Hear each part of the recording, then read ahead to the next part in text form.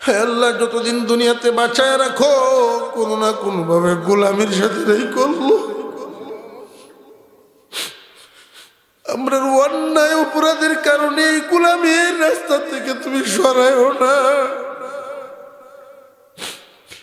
আল্লাহ, তোমার গোলাম বানায় রাখো সারা জীবন, অন্য কারো গোলাম বানায়ও না। সারা জীবন তোমার কাছে চাওয়ায়ও, এই হাত কোন মানুষের সামনে চাওয়ায়ও না। আজকের মাহফিলকে আল্লাহ কবুল করেন, বলুন আমিন। হযরত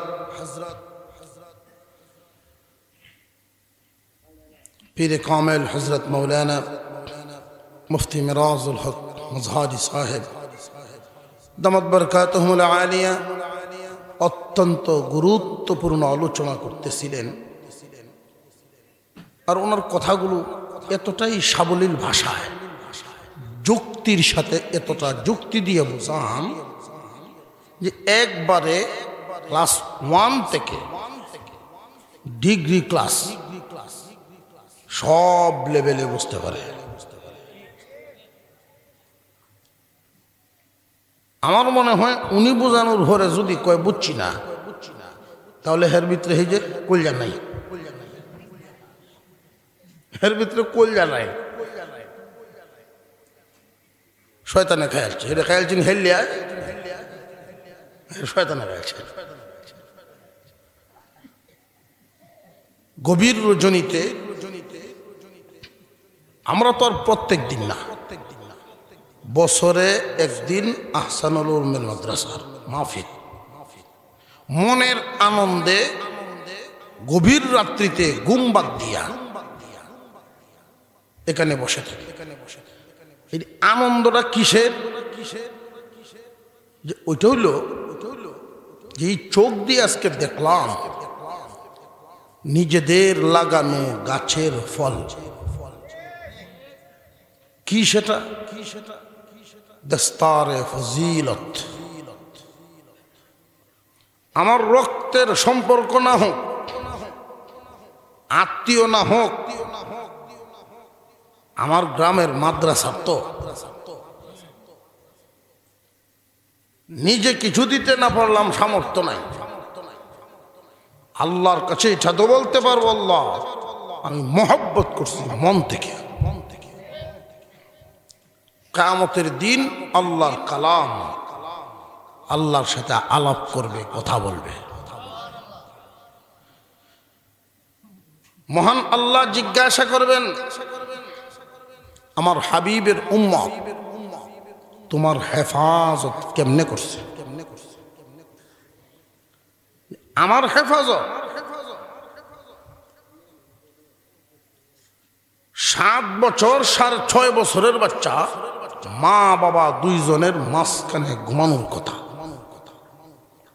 কিন্তু এই বাচ্চাটাকে যেই মা বাবা মাদ্রাসার ফ্লোরে নিয়ে দিয়ে ঘুম পাড়ায়,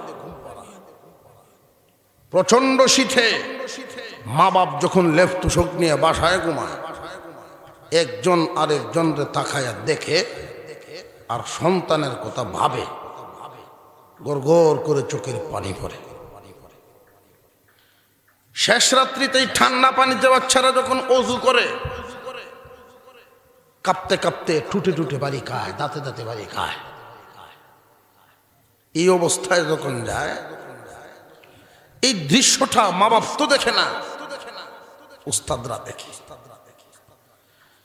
আর উস্তাদে মুহতারাম ছাত্রদের এই হালত দেখে তার কলিজা কাঁপতে থাকে, আল্লাহর কাছে দোয়া করতে থাকে। মহান আল্লাহ কুরআন এমন সিনাতেই তো দেন,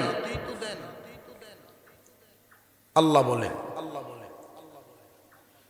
ইন্না নাহনু নাযালনা যিকরা ওয়া ইন্না লাহু লাহাফিযুন। কুরআন নাজিল করেছি আমি, হেফাজতের জিম্মাদারিও নিলাম আমি। পৃথিবীর কেউই যদি আমার কালামের খেদমত না করে,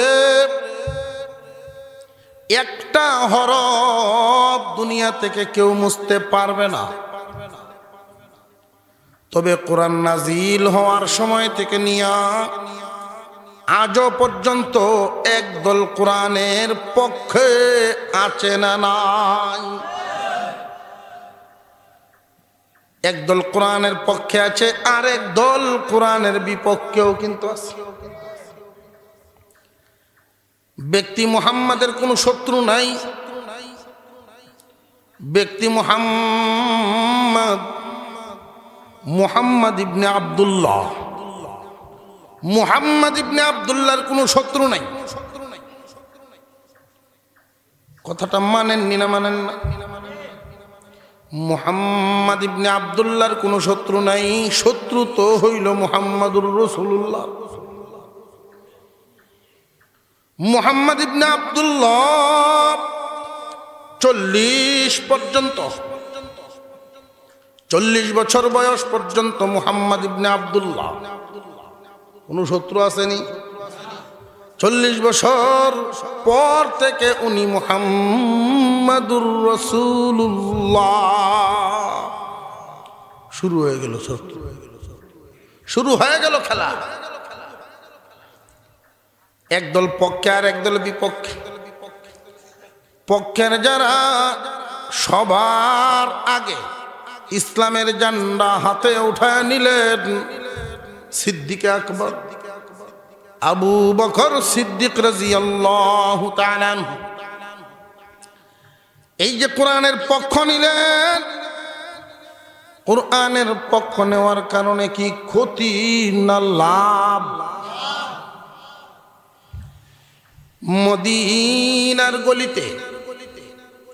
মদিনার গলিতে ঘুরেন আর ঘুরেন। আবু বকরের পরনে ছিল ওই দিন ছালার চটের জামা। সালার চট সিলাইছেন, জোড়া লাগাইয়া জামা বানায় পড়ছে। মদিনার গলিতে হাঁটেন, মুনাফিক এবং ইহুদিরা বলা বলি করে, আবু বকর আল্লাহ আর রাসূলের সন্তুষ্টি হাসিল করার জন্য সব বুঝি তুমি বিলায় দিলা, কোরআন হেফাজতের জন্য সব বিলায় দিলা। ব্যবসায়ীর পুত্র ব্যবসায়ী,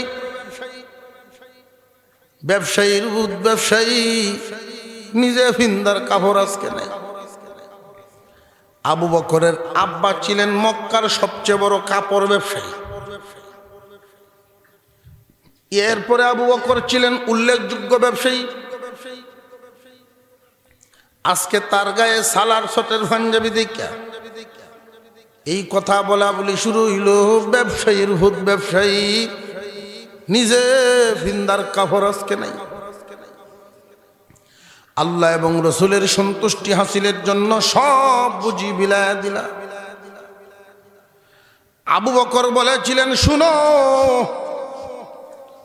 এই দুনিয়ার বাজারে আমার এইগুলো দেওয়ার পরেও যদি আল্লাহ এবং রসুল পাই, আল্লাহ এবং রসুলের সন্তুষ্টি যদি কিনতে পারি, তাহলে যাই না রাইখো কম দামা জিনিস দিয়া বেশি দামা জিনিস পাইছি। কম দামা জিনিস দিয়া বেশি দামা পাইছি।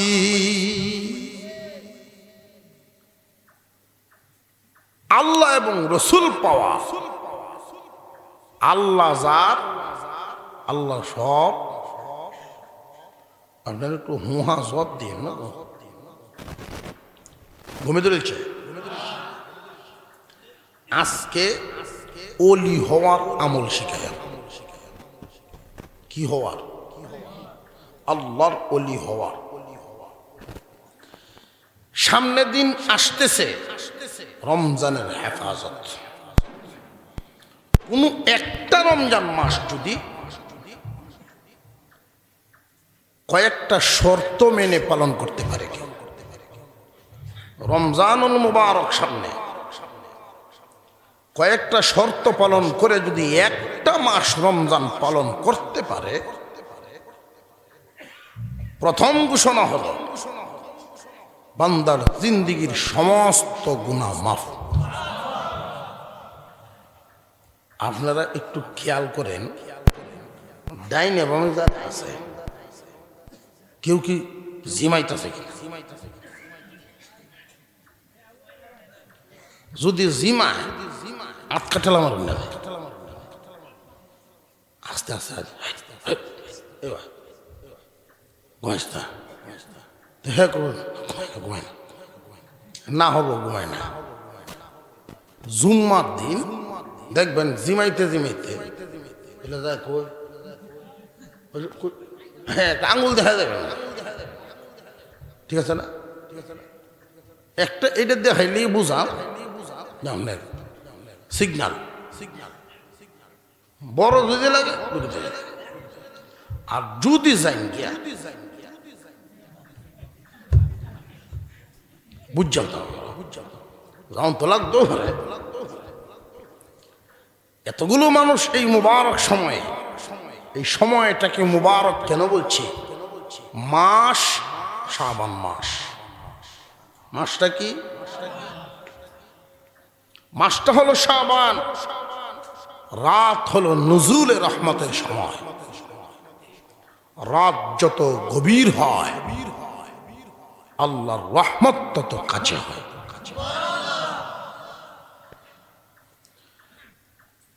আজকে কোনো ধারাবাহিক না,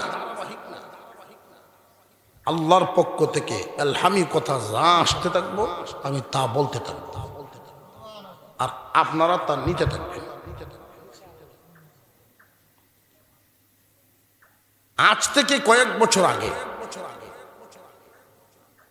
আমি এক গ্রামে গেলাম, ওইখানে একজন মুরব্বী মানুষ খালি গলায় আজান দিচ্ছে।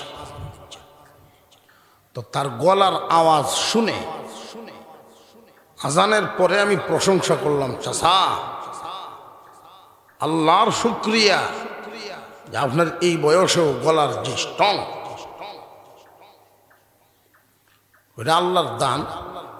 তবে আমার চাইতে আমার বাপের আওয়াজ আরো হনসা।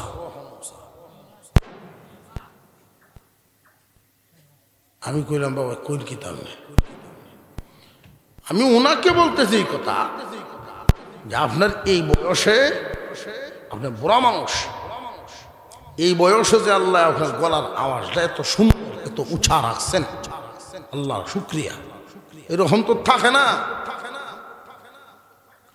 কারণ আমরা স্বভাব হইল 40-45-এর আগ পর্যন্ত কেউ জিগাইলে বয়স খালি কমায়, ইয়ং থাকতো, ইয়ং, ঠিক না? ঠিক, এটা 40-45 খালি বুড়ো হইতো চায় না, না যেন হচ্ছে না যায় তার তো মতো লাগে।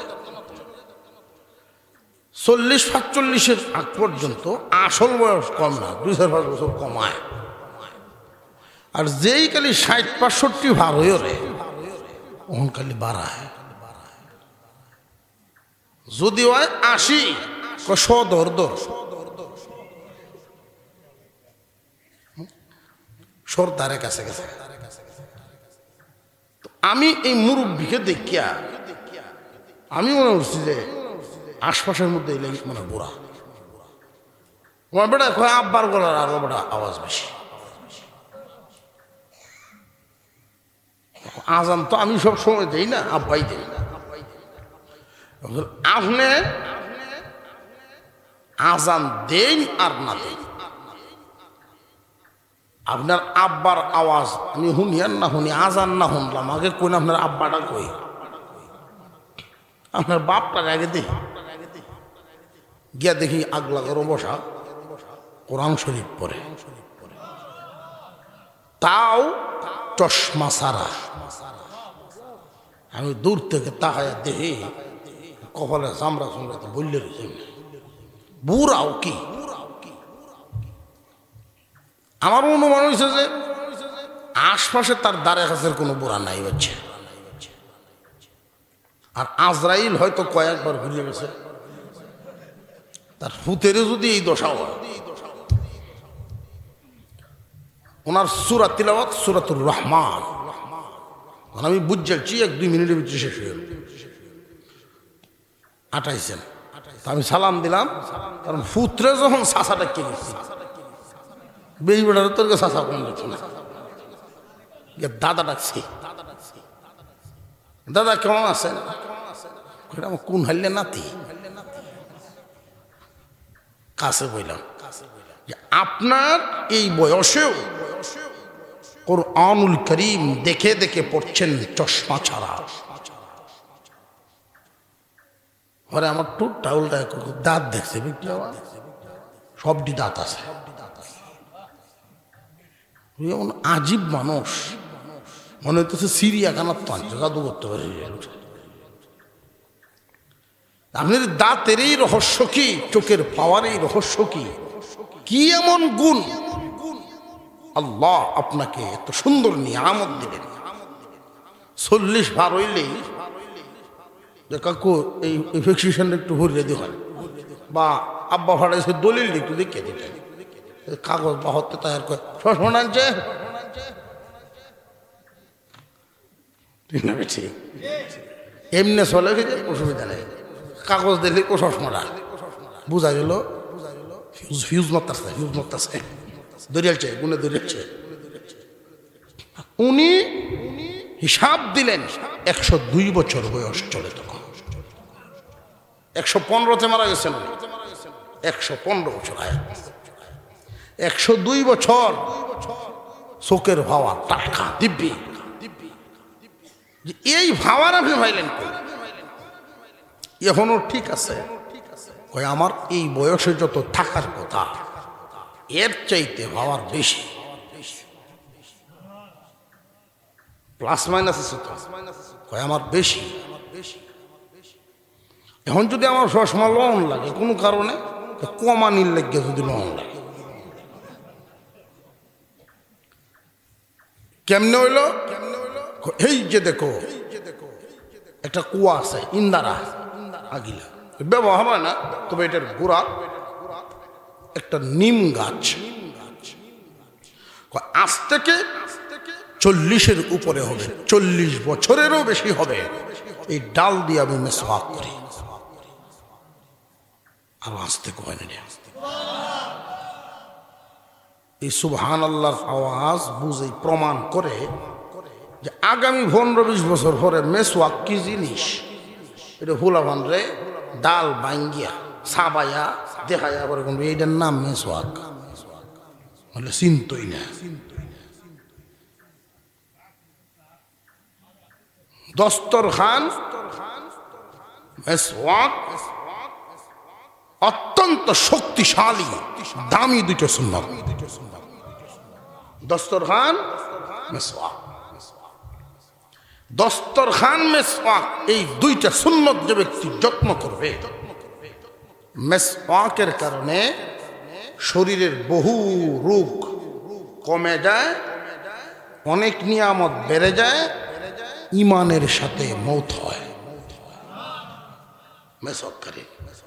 আর দস্তরখান ব্যবহার করে যে খানা খাইব, আল্লাহ তাকে সব সময় মরণ পর্যন্ত হালাল খানা জামাইয়ের মতো খাওয়াই নিব। ও আল্লাহ,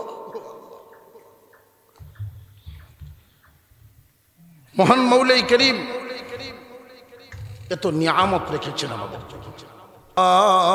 লা ইলাহা ইল্লাল্লাহ, লা ইলাহা ইল্লাল্লাহ, লা ইলাহা, লা ইলাহা ইল্লাল্লাহ, লা ইলাহা। حسبي ربي جل الله ما في قلبي غير الله، لا إله، لا إله إلا الله মুহাম্মাদুর রাসূলুল্লাহ।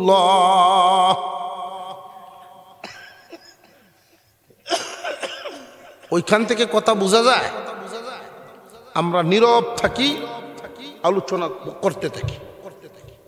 আমি ওনাকে বললাম, আলহামদুলিল্লাহ, চোখের পাওয়ার, দাঁতের শক্তি বুঝলেন, তুই হায়াত তো সাধারণত সচরাচর এই বরকতি হায়াত সবাই পায় না। আপনার এমন কি আমল আছে যে আপনি হায়াতে বরকত পাইলেন? উনি বললেন যে ভাই রে, আমি তো আর কোনো আলেম না, তবে জীবনে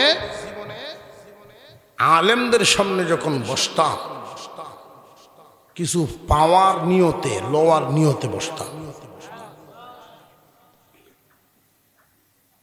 12 গ্রাম হোক, তেলোয়ারি হোক, বড় বড় সবাই যখন যাইতাম কিছু আনার নিয়তেই যাইতাম, শিখার নিয়তেই যাইতাম। অথচ আফসোসের সাথে বলতে হয়, আমার জাতি ভাই অনেক হাফেজ, আলেম, ইমাম, মুয়াজ্জিন, মুআল্লিম, বড় বড় মুফতি, মুহাদ্দিস, সকল শাইখুল হাদিসগণ আলোচনা করতে থাকেন, আর আমরা ফান খাইতেছি, গপ করতেছি, সারা দুনিয়ার গপ্প করিয়া মাদ্রাসার 20 ফোন ফান নাই, 15 ফোন ফান নাই, সবার দিন এই ফান গেল 4টে গরু তো ঠিক আছে।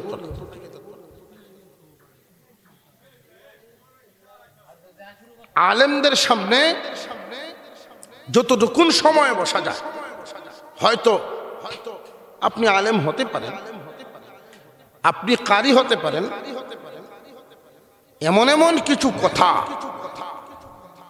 এমন কিছু কথা আল্লাহ আমাকে দিয়েছেন যেটা আপনার মধ্যে নাই, বা আপনার কাছে এমন কিছু আছে যেটা আমার মধ্যে নেই।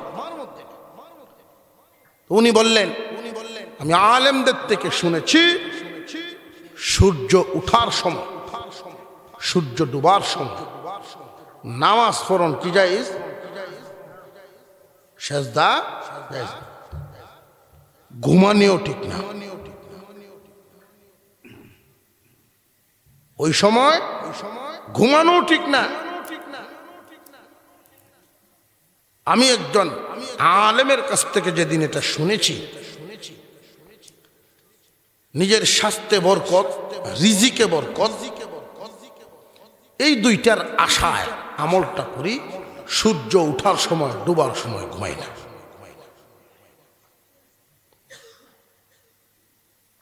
যে এত ফজিলত এর মধ্যে।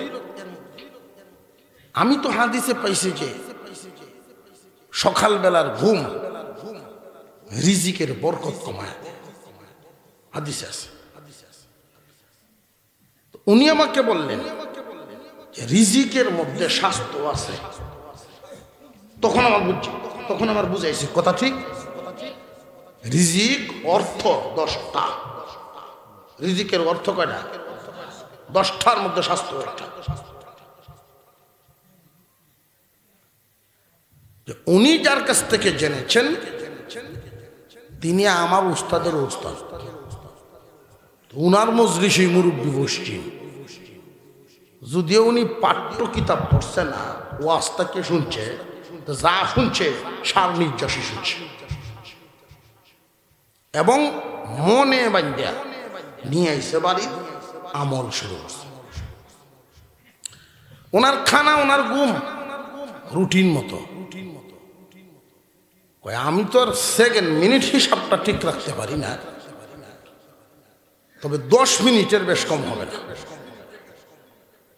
দুপুরের খানা প্রতিদিন একই টাইমে, বেশ কম যদি হয় 2-4-5 মিনিট, 10 মিনিট তো নেই। ঘুমও এই হালত। এই জন্য এই পর্যন্ত যদি ওনার জ্বর হয়, উনি বললেন প্যারাসিটামল হুরানা লাগে না, অর্ধেক তৈরি, প্যারাসিটামল গুল যদি না পা এটা বাঙ্গে অর্ধেকটা খাইলে জ্বর ভালো হয়ে যায়। আর আমরা অ্যান্টিবায়োটিকের কোর্স, অ্যান্টিবায়োটিকের যে কোর্সটা এটা একতরফা শেষ হয়, 14টা দিল, ইদানিং বাড়াইয়া 21 নিতেছে, ধরে না থেকে তার ধরে।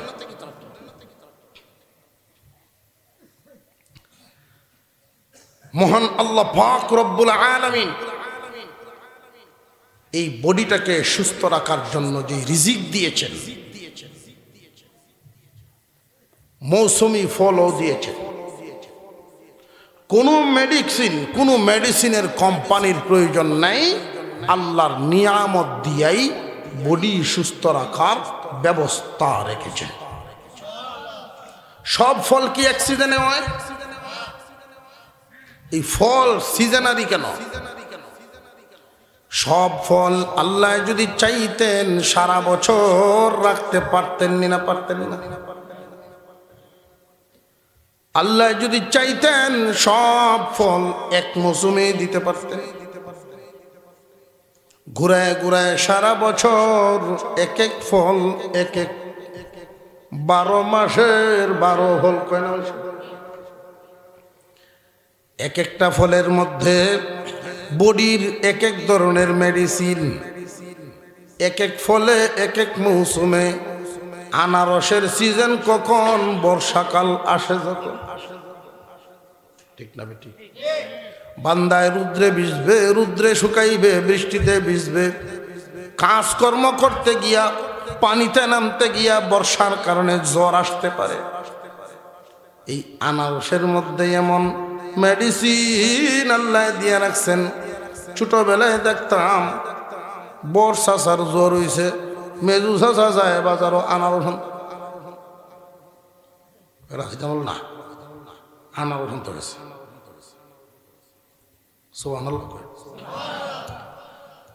এইভাবে ফলের মধ্যে দিয়ে রাখছেন আল্লাহ রোগের প্রতিষেধক। কিন্তু আমরা আসলের বাজার মাটি দিয়া নকল রে দৌড়াই, নকলের পিছে দৌড়াই। আসলের বাজার মাটি দিছি, নকল রে কুলে লইছি। এই যে নকল মেডিসিন গুলো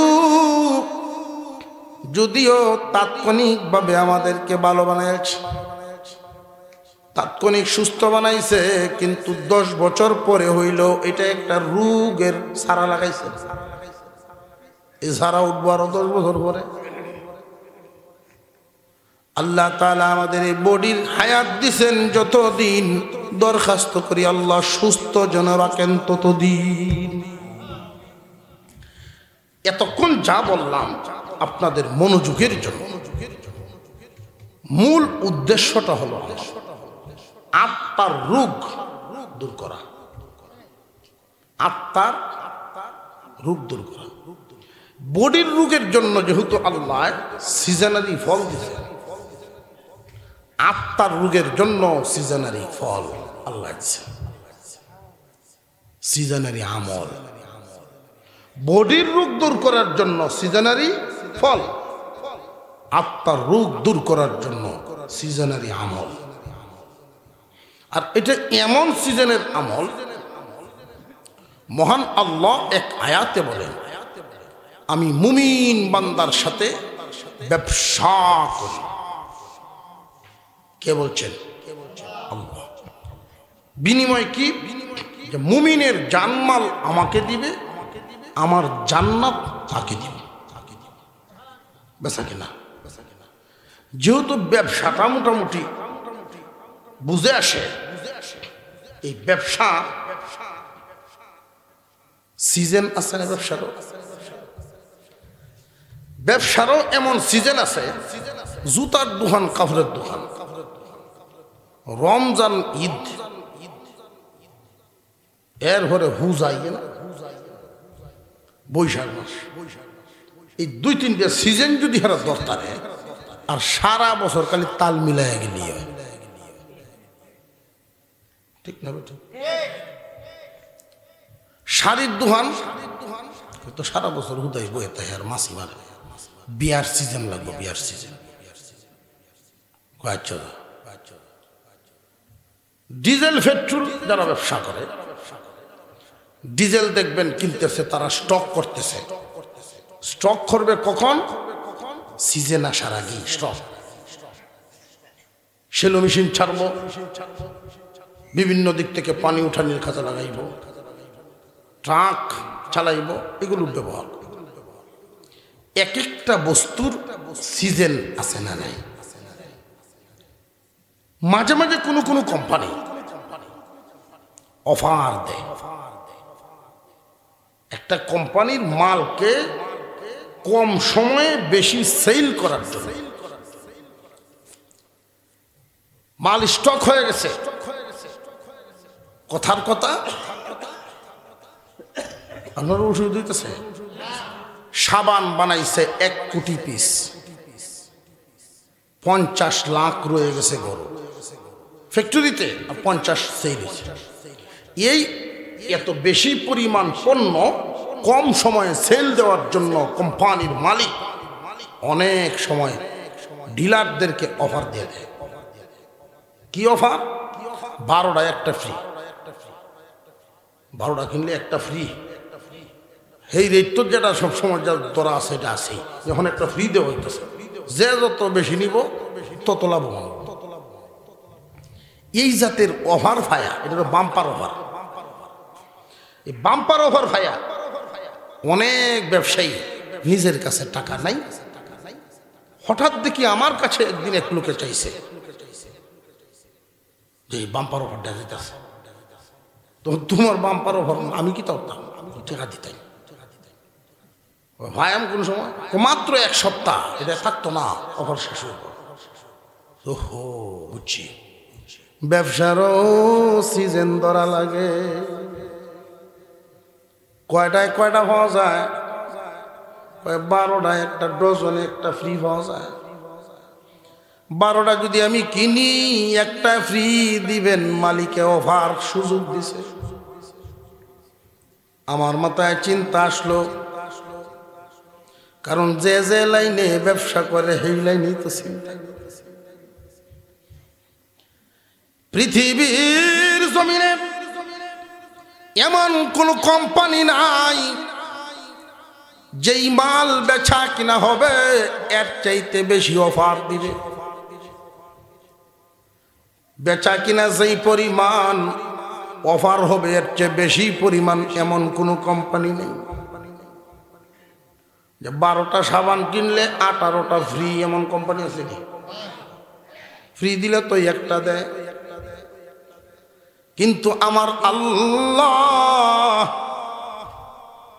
রমজানের একটা অফার কি দিয়েছেন দেখছেননি? রমজানে যদি 1 টাকা দান করে আল্লাহ অফার দিয়েছেন, এর সাথে আরো 69 টাকা বাড়ায় দেন। দানের মূল দানের পরিমাণ বেশি না অফারের পরিমাণ বেশি? আল্লাহু আকবার, আল্লাহ। আরেকটা দিক খেয়াল করেন। একজন লোক আমাকে প্রশ্ন করলেন, হুজুর, কতটা নফল ইবাদত একত্রিত হইলে একটা ফরজের সমান হয়? কতটা নফল একত্রিত করলে একটা ফরজের সমান হয়? হুজুর আমার একটু বলে দেন। আমি বললাম, আপনি কি করেন? যে আমি গৃহস্থী করি। বাড়ি কোথায়? তখন আমার চিনায় অমুক গ্রামে সুবারি গাছ উল্লে বাড়ি। আমার তো পয়েন্ট আছে, চিনানি তো লাগবো, বুঝা আমলটা তো বুঝানি লাগবে। চিনছে আপনার বাড়ির সুবারি গাছ খুব বেশি। ও ভাই, 10টা সুবারি গাছ একত্রিত করলে কয়টা তাল গাছ হবে? এটা কি কইলেন? তোমার যদি মনে চায় আরো বাড়া, অসুবিধা নাই। কতটা সুবারি গাছ একখানো করলে একটা তাল গাছ হইব? 1 কোটি একখানো করলেও তাল গাছ হই, সুবারি সুবারি। আমি বললাম ঠিক তেমনি সারা জিন্দেগীর নফল নফলেই, ফরজ ফরজই, ফরজ ফরজের মতোই থাকবে, ফরজের মূল্য অন্যটা দিয়ে হবে না।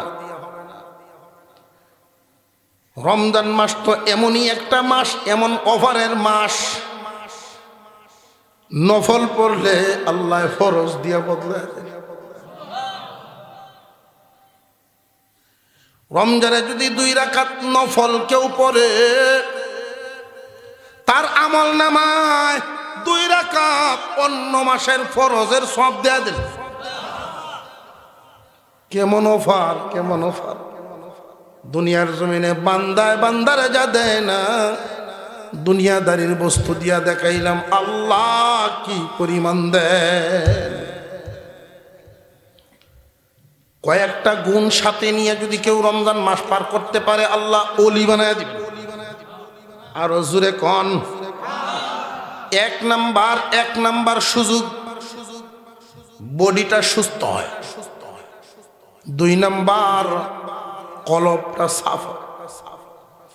1 নাম্বার রমজানের কারণে বডি সাফ, 2 নাম্বার এই দামি টুকরা কলব সাফ, 3 নাম্বার গুনাহ মাফ, 4 নাম্বার গুনাহগুলো নেকি দিয়া পূর্ণ, 5 নাম্বারে নামটা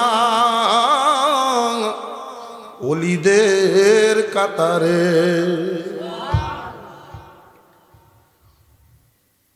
কষ্ট যদি একটু হয়, পারা যাইব না ইনশাল্লাহ? পারা যাইব না? এই কষ্টটা করতে গিয়ে, কাজটি করতে গিয়ে যদি বউয়ের সাথে কার্যকরণ লাগে, তেও করণ, যদি কার্যকরণ লাগে, আন্দোলন লাগলে করল। রাজি আছি না ভাই? মোটামুটি 4টা গুণ লাগবে, 6টা কথা মনে রাখবেন, 6টা কথা। আসেন এবার আয়াত তিলাওয়াত করি, আস্তে আস্তে বুঝি। ইয়া আইয়ুহাল্লাযীনা আমানু কুতিবা আলাইকুমুস সিয়াম কামা কুতিবা আলাল্লাযীনা মিন ক্বাবলিকুম। 1 মাস পর্যন্ত রোজা, পরিমাপটা বুঝেন। আল্লাহ যদি চাইতেন বাড়াইতে পারতেন না? পারতেন না? আল্লাহ বলেন, হে ইমানদারেরা, রমজানের রোজা তোমাদের উপরে ফরজ করা হলো। এখানে কুতিবা আলাইকুমুস সিয়াম, কুতিবা বলেছেন, ফরজ করা হলো।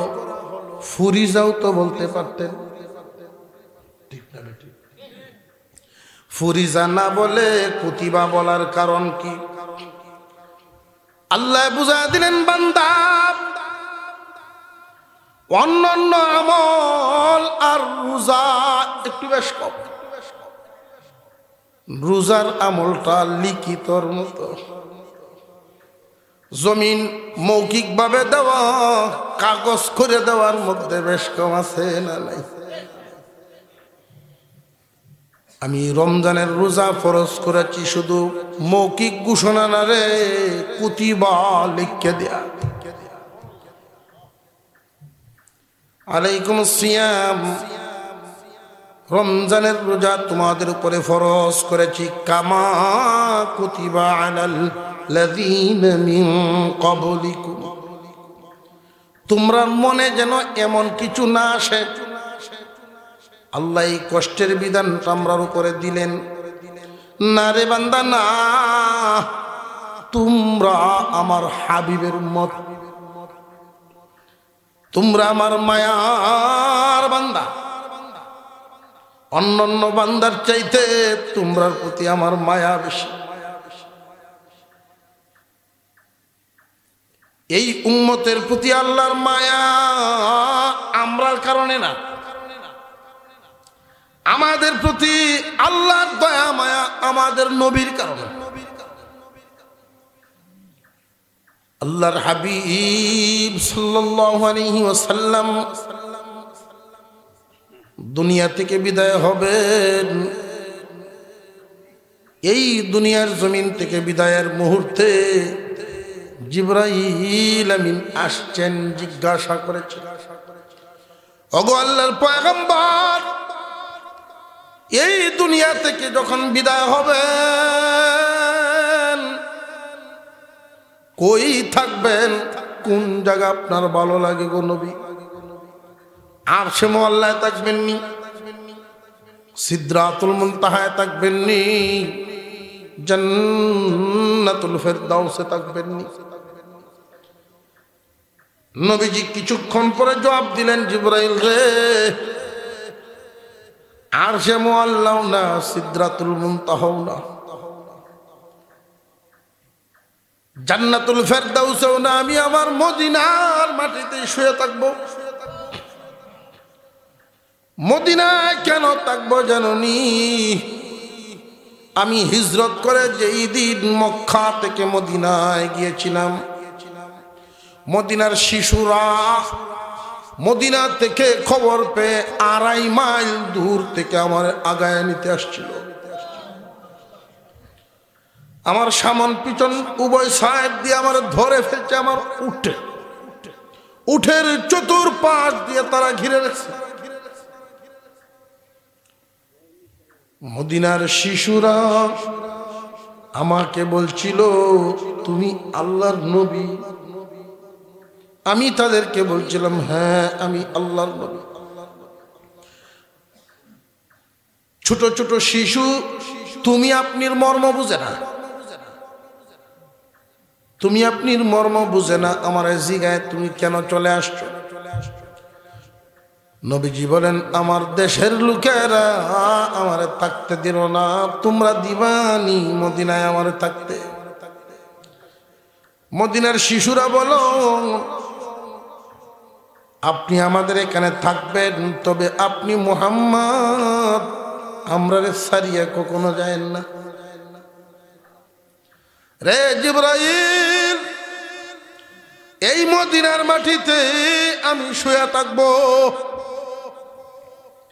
পৃথিবীর কোনায় কোনায় থেকে আমার উম্মত আশিকে রাসূল হয়ে আমার রওজার পাশে দাঁড়ায় যখন আমার সালাম দিবে, আমি রওজায় শুয়ে শুয়ে আমার উম্মতের সালাম শুনবো এবং তার সালামের জবাব দিব।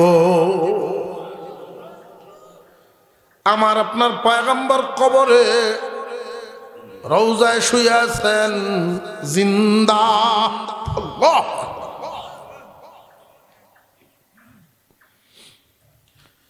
যাদের কান খোলা আছে তারা আওয়াজ শুনতে পারে। এমন বুজুর্গানে দিন ছিলেন, অতীত হয়েছে, নবীজির রওজার পাশে দাঁড়ায়া সালাম দিয়েছেন, সালামের উত্তর পেয়েছে।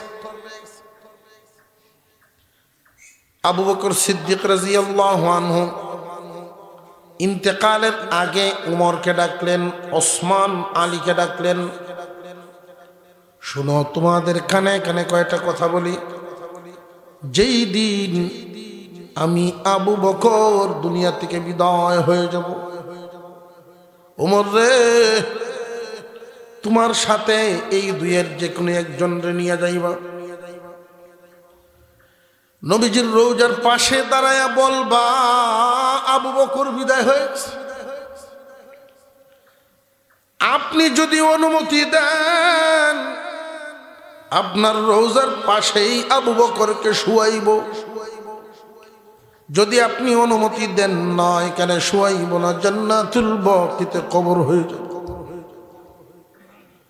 আবু বকর বলেন, নবীজির রওজার থেকে যদি আওয়াজ পাও রওজার পাশে শুয়াইবার যদি অনুমতি না পাও, নিও না, নবীজির কাছে আমার লাশ নিও না, পয়গম্বরের আবার রাগ উঠবে,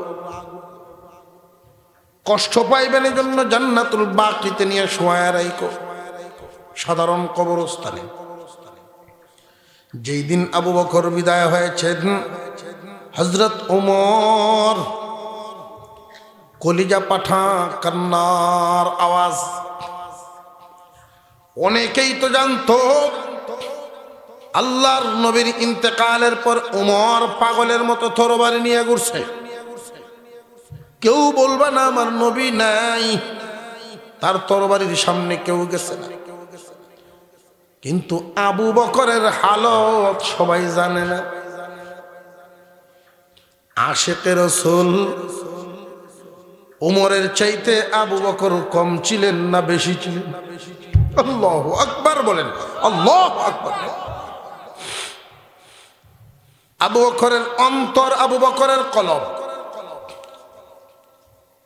রাসূলের মুহাব্বত, আল্লাহ এবং রাসূলের মুহাব্বত এতটাই ভরপুর, এতটাই ভরা ছিল।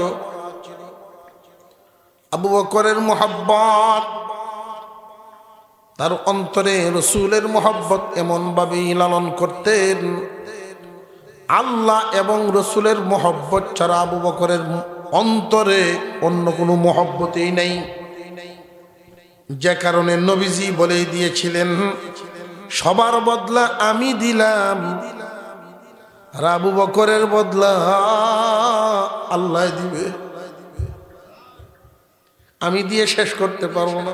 আল্লাহু আকবার। আবু বকর সিদ্দিক রাদিয়াল্লাহু তাআলা আনহু দুনিয়ার জমিন থেকে বিদায় হবেন। উনি আশিকে রাসূল, উমরও আশিকে রাসূল, আবু বকরও তো আশিকে রাসূল। দুইজনের মধ্যে বেশ কমটা দেখেন, উমরেরটা প্রকাশ পায়, আবু বকরেরটা সবাই জানে না। আল্লাহর নবী দুনিয়ার জমিনে নাই, আবু বকর সবাইকে সান্ত্বনা দেন, পরিস্থিতি থামায় রাখেন। নিজে যখন একা হন, একা একা যখন নীরব হন, আবু বকর আহ করে যখন শ্বাস ছাড়তেন, দম ছাড়তেন, এই শ্বাসের সাথে ভিতর থেকে আসা শ্বাসের সাথে কলিজা পুরা গন্ধ বেরিয়ে যেত। কোন সাদা কাপড়ের মধ্যে হাত যদি ছাড়তেন, কাপড়টা কালো হয়ে যেত। এর নাম আবু বকর আশিকে রাসূল। দুনিয়া থেকে বিদায় হয়ে গেছেন। ওমর গিয়ে সালাম দিয়ে বলছেন, নবীজি গো, আপনার হিজরতের সাথী দুনিয়া থেকে বিদায় হয়ে গেছে, আপনার পাশে শুয়াইব নাকি জান্নাতুল বাকিতে রাখবো? আল্লাহর পয়গম্বর রওজা থেকে বলেন, উমর রে, যত তাড়াতাড়ি সম্ভব বন্ধুকে বন্ধুর পাশে শুয়ে দাও। নবীজি রওজায় শুয়ে আছেন, অন্তর চক্ষু অন্তর কান খোলা থাকলে আওয়াজ পাওয়া যায়। এই উম্মতের জন্য এতটাই পাগল, যেই দিন বিদায় হবেন এর আগে হাউমাউ করে কাঁদতেছেন। জিবরাইল বলেন, কেন গো নবীজি কান্দেন? হায়াত কি বাড়ায় দেওয়ার জন্য নি? দুনিয়াতে আপনি কি আরো থাকবেন? থাকলে বলেন, আল্লাহ হায়াত বাড়ায় দিবে। না, দুনিয়ার মায়া কান্দি না, হায়াত বাড়ানোর জন্য কান্দি না। তাহলে কেন কান্দেন? ফাতেমার মায়ায় নি? আল্লাহ তো আগেই তেমনি গো নবীজি, আল্লাহ তো হাসান হুসাইনকে জান্নাতের যুবকদের সর্দার বানাবেন। না রে জিবরাইল, ফাতেমা, হাসান হুসাইন কারোর মায়ায় কান্দি না, আমি কান্দি আমার উম্মতের মায়ায়। আমি রাহমাতুল লিল আলামিন। আল্লাহ আমার এই লকব দিয়ে দিছেন রাহমাতুল লিল আলামিন, তামাম দুনিয়ার জন্য রহমত। আমি যতদিন জিন্দা এই দুনিয়ার জমিনে থাকাকালীন সময়ে আমার উম্মতের উপরে কখনোই আল্লাহর আযাব গজব আসবে না। আমার ভয় হইতেছে আমি যখন থাকবো না, আমার উম্মত গুনাহ করলে আল্লাহর রাগ হয়ে যদি আমার উম্মত সবগুলোরে ধ্বংস করে ফেলে, আল্লাহর আযাবে যদি আমার উম্মতকে পাকড়াও করে ফেলে, সেই ভয়ে আমি কান্দি। আল্লাহ পাক ডাক দিয়ে বলেন, জিবরাইল আমার হাবিবকে জানায় দাও, হাবিবের যেই জিম্মাদারি এটা আমি আল্লাহর হাতে উঠায় নিলাম। আমার হাবিবের উম্মতকে আমি কখনো একসাথে আযাব দিয়া ধ্বংস করব না। হাবিবের উম্মত আযাব দিয়া একসাথে আমি ধ্বংস করব না। নবীজির মায়া, নবীজির মুহাব্বত, এত গুনাহ আমরা করি। মুসলমান সামনে রমজান মাস, বোনাসের সময়, সংক্ষিপ্ত সময়ে কথাগুলো, এক নাম্বার গুণ লাগবে আমাদের। রোজা তো রাখি, উপবাস থাকবো, কিন্তু রোজায় কোনো ফায়দা নাই। কি লাভ হইল? রোজা হইল ডালের মতো, রোজা হইল ডাল। বিস্তারিত লম্বা আলোচনা করব না। গুণ রাখবেন রোজাদারের হালতে, রোজার অবস্থায় চোখের হেফাজত। কয় নাম্বার এটা? এক নাম্বার চোখের, দুই নাম্বার কানের হেফাজত, তিন নাম্বার জবানের হেফাজত। চোখ থেকে নিচের দিকে নামতেছি, চোখ, কান, মুখ, একসাথে তিনটা। চার নাম্বার দস্তরখানে যা দিয়ে ইফতার করবেন, যা দিয়ে সেহরি করবেন, হালাল না হারাম, এটা চার নাম্বার। হালাল দিয়ে করবেন, প্রয়োজনে একটা খেজুর হোক, হারাম যেন না হয়। এটা কয় নাম্বার? সিরিয়াল দিক থেকে চার। পাঁচ নাম্বারে খাইবেন যা হালাল ভাইলেই গলা পর্যন্ত ভরে না, বুকা ফাঁকা রাখে খাওয়া। রোজার মাধ্যমে আল্লাহ বান্দাকে এটা শিক্ষা দিচ্ছেন, বুঝাচ্ছেন যে যাদেরকে মিসকিন বানিয়েছি, গরিব গুরাবাদের কত কষ্ট হয় না খেয়ে থাকলে। উদর ভরে খাইবা না, কম খাইবা। এটা কয় নাম্বার? কয় নাম্বার এটা? পাঁচ। ছয় নাম্বার, এই পাঁচটা গুণ সাথে নিয়ে রোজাটা রাখলে পরে ইফতারের সময় চোখের পানিটা ছাড়তে পারেন আর না পারে, মুখটা বাঁকা করে দিবেন। অহংকার আনবেন না ভিতরে। পুরো 18 বার ইউনিয়নের ভিতরে আমার মতো একটা রোজাদার ঠেলা জাল দিয়ে টাক জাল দেবি চাই ভাই, এইরকম যাতে না হয়। মনের ভাবটা যেন নমনীয় থাকে। চোখের পানি ছাড়তে পারলে ছাড়বেন, নইলে মুখ বাঁকা করে কান্না জড়িত কণ্ঠে আল্লাহ যাদের রোজা তুমি নিবা, যাদের রোজা কবুল হবে, এদের সাথে আমারটাও কবুল করে না।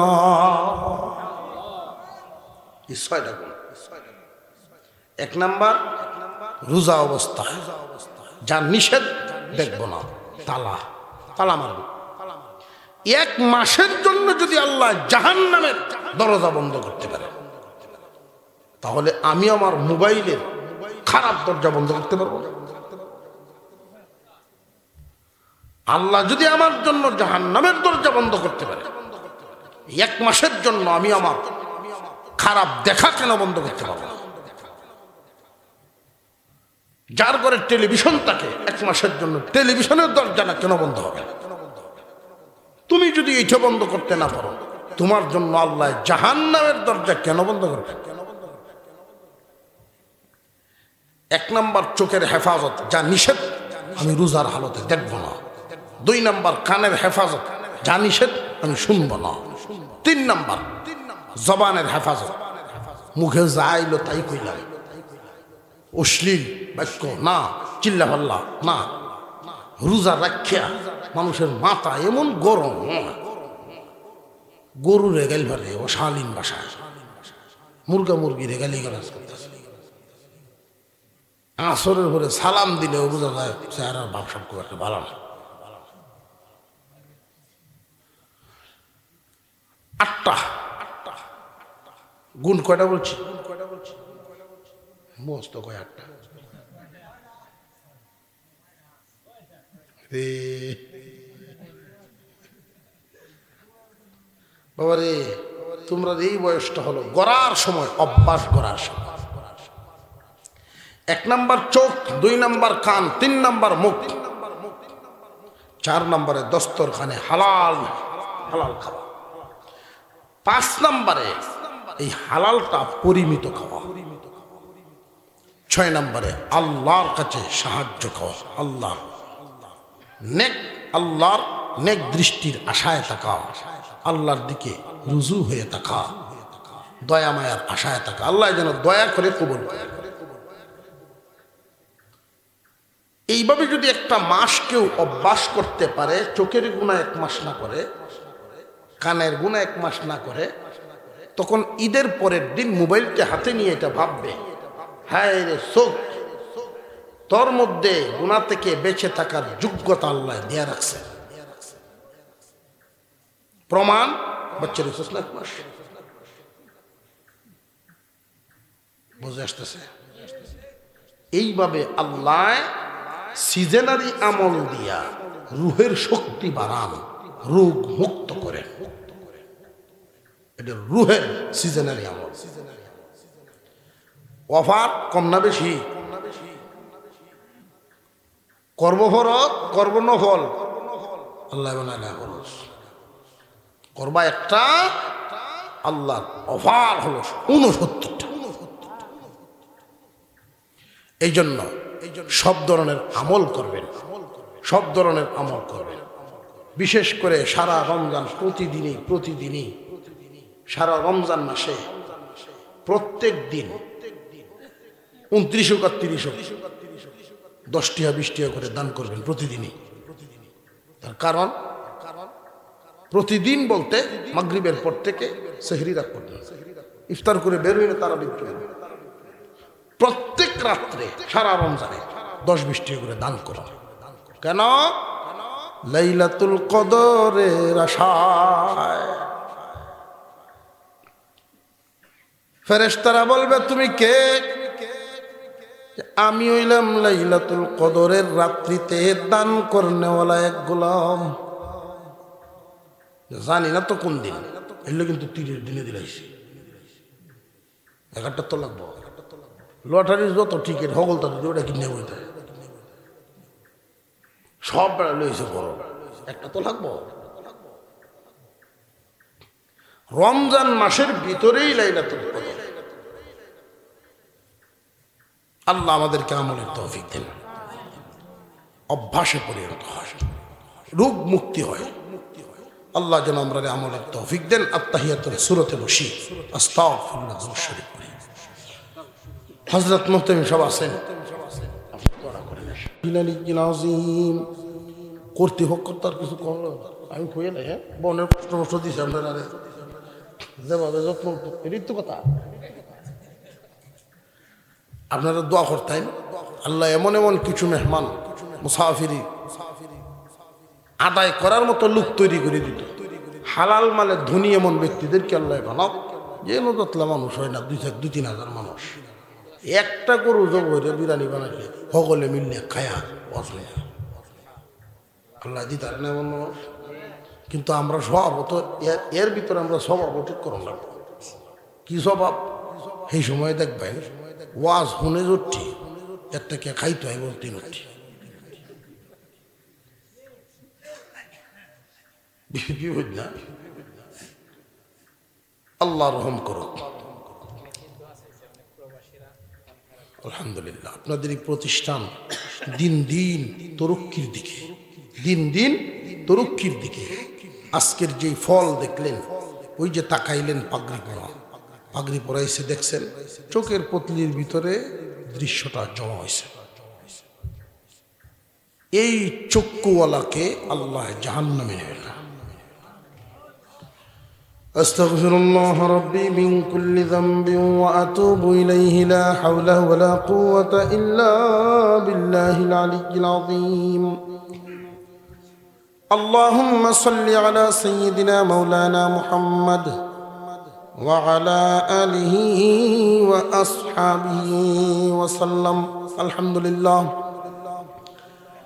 আলহামদুলিল্লাহি রাব্বিল আলামিন ওয়াস সালাতু ওয়াস সালামু আলা রাসূলিহিল কারীম ওয়া আলা আলিহি ওয়া আসহাবিহি আজমাইন।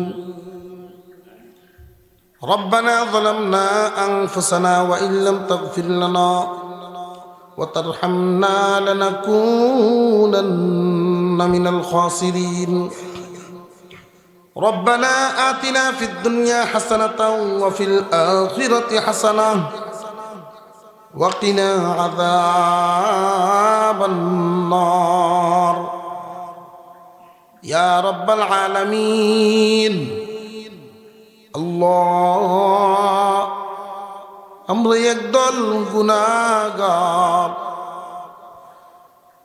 বরকতি এক মাস, শাবান মাসের এক রজনী, বরকতি রজনী, নুজুলে রহমতের সময় আমরা কতিপয় গুনাহগার আখিরি মুনাজাতের তোমার দরবারে হাত বাড়িয়ে রাখছি। মেহেরবানি করে আমাদের জিন্দেগীর গুনাহগুলো তুমি মাফ করে দাও। শয়তানের ধোঁকায় পড়ে যেই পরিমাণ গুনাহ করে ফেলেছি, চোখ বন্ধ করলে বড় লজ্জা লাগে। তুমি যদি জিজ্ঞাসা করে ফেলো, আল্লাহ রে গোলাম রে, তোরে এত কিছু দিলাম, এত নিয়ামত দিলাম, তারপরেও এই নাফরমানি তুই কেমনে করে বসলি? আল্লাহ তোমার দরবারে তওবা করতেছি, আল্লাহ মেহেরবানি করে তুমি আমার মাফ করে দাও। আমাদের মধ্যে যাদের মা নাই, বাবা নাই, মা বাবারও মাফ করে দাও। আয় আল্লাহ, আমাদের সন্তানদেরকে তুমি মানুষের মতো মানুষ করে দিও। আয় আল্লাহ, এই দুনিয়ার জমিনে যতদিন বাঁচায় রাখো তোমার সন্তুষ্টির সাথে রেখো। যেই দিন দুনিয়া থেকে বিদায় দাও, ইমানের সাথে কালিমা পড়ায়া পড়ায়া উঠায় নিও আল্লাহ। আল্লাহ আজকের এই মাদ্রাসাকে কবুল মঞ্জুর করো। তালেবে ইলমদেরকে পাগড়ি দেওয়া হয়েছে কবুল করো। বিশেষ করে যে সমস্ত গার্জিয়ান ছাত্রদেরকে হাফেজে কোরআন বানাইল, আয় আল্লাহ হাফেজে কোরআনদের মা বাবারে তুমি উপযুক্ত মর্যাদা দিয়া দিও গো মৌলা। আয় আল্লাহ, সারা এলাকার জন্য এই মাদ্রাসাকে জরিয়া উসিলা বানায়া দাও। রক্তের কোনো সম্পর্ক নাই, আত্মীয়তাও না, অথচ জাগির খাওয়ায়া, লজিং খাওয়ায়া তোমার কালাম মুখস্থ করাইছে যারা, এমন লজিংওয়ালাদেরকে তুমি কবুল করো। হে আল্লাহ, যতদিন দুনিয়াতে বাঁচায় রাখো, কোনো না কোনো ভাবে গোলামির সাথে করলো আমরা অন্যায় অপরাধের কারণে এই গোলামির রাস্তা থেকে তুমি সরায়ও না। আল্লাহ, তোমার গোলাম বানায় রেখো সারা জীবন, অন্য কারো গোলাম বানায়ও না। সারা জীবন তোমার কাছে চাওয়ায়ও, এই হাত কোন মানুষের সামনে চাওয়ায়ও না। আল্লাহ, এই নজরুলের রহমতের সময় বেমারীদেরকে তুমি শেফা দান করো, অভাবের অভাব দূর করো, ঋণীর ঋণ মুক্ত করে দাও। কার মনে কোন আকাঙ্ক্ষা নিয়ে হাত বাড়াইছে জানি না গো আল্লাহ। মনের নেক আকাঙ্ক্ষা সেগুলো পূরণ করে দাও।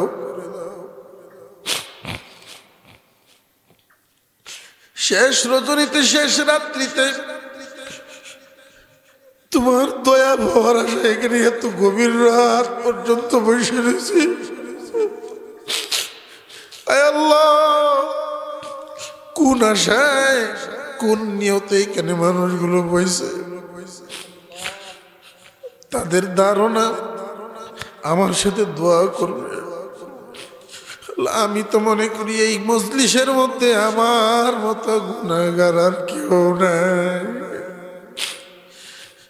আল্লাহ, আমার মতো গুনাহগার এখানে কেউ নাই। আল্লাহ, তাদের ধারণাকে তুমি মুছে দিও না। তুমি জানো আমি কত বড় গুনাহগার, তারা তো আর জানে না। আল্লাহ, তাদের ধারণার উসিলায়, তাদের ধারণা, তাদের গুণে, তাদের সিফতেই তুমি মাফ করে দাও। আল্লাহ, আজকের এই মজলিসের যারা যে উদ্দেশ্যে হাত বাড়িয়েছে তুমি কবুল করো। অসুস্থ রোগী সুস্থ বানায় দাও, হালতের উপরে রহম নাজিল করিয়া দাও। আল্লাহ, বিদেশের মাটিতে, দেশের বিভিন্ন জায়গায় রিজিকের তালাশে এই গ্রামের অনেকেই আছেন, হালতের উপরে রহম নাজিল করো আল্লাহ, হালতের উপরে রহম নাজিল করো আল্লাহ। আল্লাহ, তোমার বান্দা তোমার দিকে রহমতে, তোমার দিকে দয়ার হাত বাড়ায়। আল্লাহ, তোমার বান্দা যারা তোমার দিকে দান করে দয়ার হাত বাড়ায়, তুমি রহমতের হাত বাড়ায় দিও আল্লাহ। এই দুনিয়ায় যতদিন বাঁচায় রাখো, চলায় ফিরায় নিও, অসুস্থ বেমারি বানায়, অসুস্থ রুগী বানায়, পেশাব পায়খানা বিছানায় করায়, এই বেইজ্জতের হালতে আমরা ভালাইও না। দুনিয়ার জমিনে দেখছি আপনজনের অভাব নাই, দুঃসময়ে কেউ নাই। আল্লাহ, তোমার গোলাম আমরা। আল্লাহ, অসুস্থ বেমারি বানায়, পেশাব পায়খানা ভালায় মাইরো না। এই দুনিয়ায় যেই দিন হায়াত দিছো সুস্থতার সাথে দিও, যেই দিন দুনিয়া থেকে বিদায় দাও কালিমা পড়ায়া পড়ায়া ইমানের সাথে উঠায়া নিও।